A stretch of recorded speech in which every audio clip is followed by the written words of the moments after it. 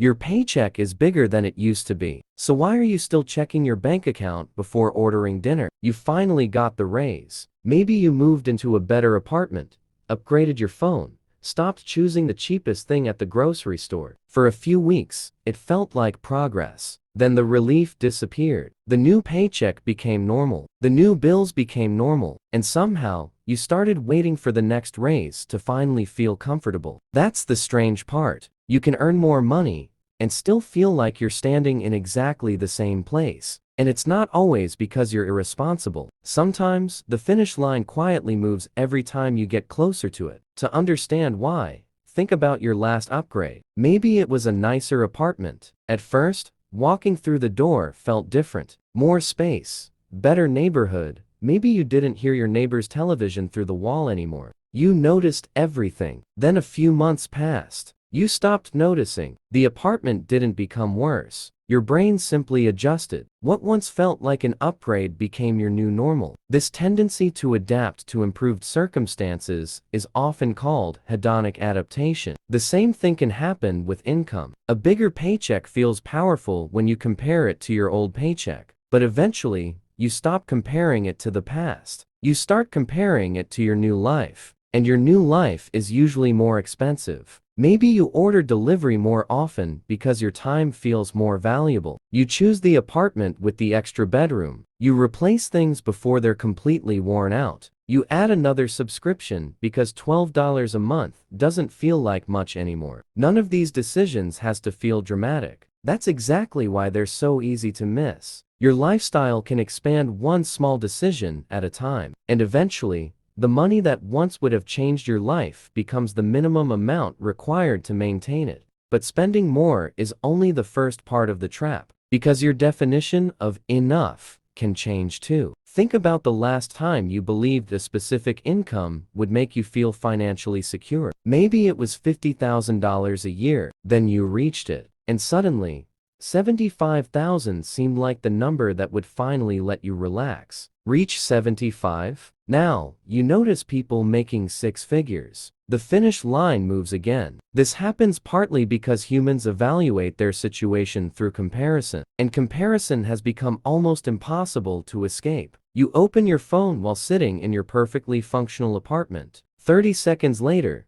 you're watching someone your age giving a tour of a house with a home theater. You drive a reliable car to work. Then a coworker pulls into the parking lot with something newer. You were satisfied 5 minutes ago. Nothing about your life changed, except the reference point. And that's what makes comparison expensive. You don't have to lose anything to suddenly feel behind. You only have to see someone who appears to have more. But here's where the problem becomes deeper. Sometimes, earning more doesn't reduce financial anxiety. It gives that anxiety more expensive things to protect. When you earn very little, you may worry about making rent. When your income rises, you may finally escape that problem. But now, you have a larger apartment payment, a car payment, more expensive routines, more people depending on you. Maybe you finally built some savings, and instead of feeling completely safe, you become afraid of losing what took years to build. The number in your bank account increased, but so did the amount required to keep your life running. This is why someone can receive a raise on Friday, feel relieved for a month, and 6 months later, feel trapped again. The raise solved an income problem. The raise solved an income problem, but it didn't solve the system that automatically absorbed every extra dollar. And there's another reason the system is difficult to see. Spending is immediate. Financial progress is often quiet. Buying something gives you an experience right now. A package arrives.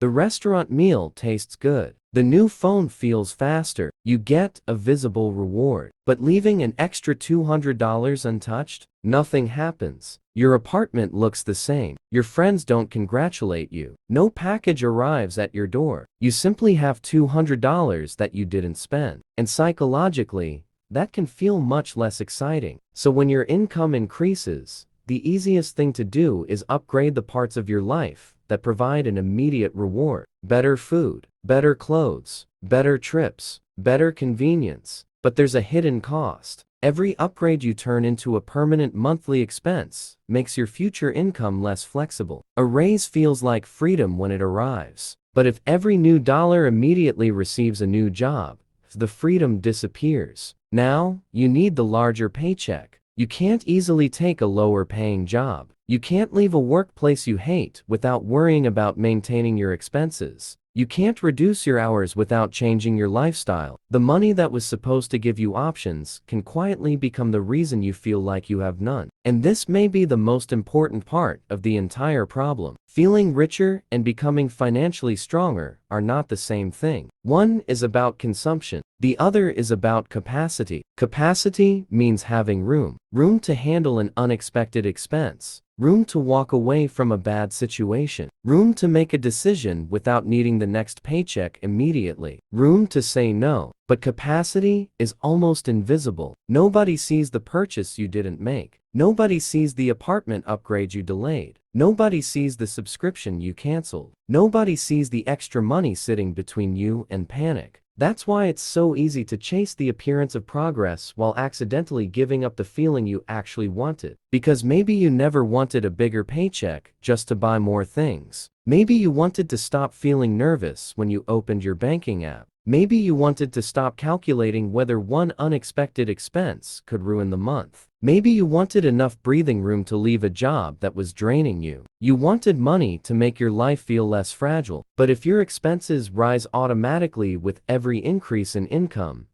the number changes, while the feeling stays the same. So what do? You don't need to freeze your lifestyle forever, and you don't need to feel guilty every time you spend money. Instead, create a gap before your new income becomes your new lifestyle. The next time your income increases, don't immediately decide what the extra money can buy. Give yourself time to experience the higher income while still living, temporarily, on something closer to the old one. Then decide intentionally which upgrades genuinely improve your life, and which ones simply move the finish line again. Because the goal isn't to never enjoy your money. The goal is to stop every raise from disappearing before it has the chance to change anything. Your paycheck may be bigger than it used to be, but the feeling of enough won't automatically appear at a certain number. If the finish line keeps moving, you can spend your entire life running toward it. Sometimes, progress is not earning enough to upgrade everything. It's earning more, and finally, keeping some of the distance you gain. So think about the last time your income increased. What's one expense that quietly became your new normal? And if you've ever promised yourself that next month you'll finally start saving,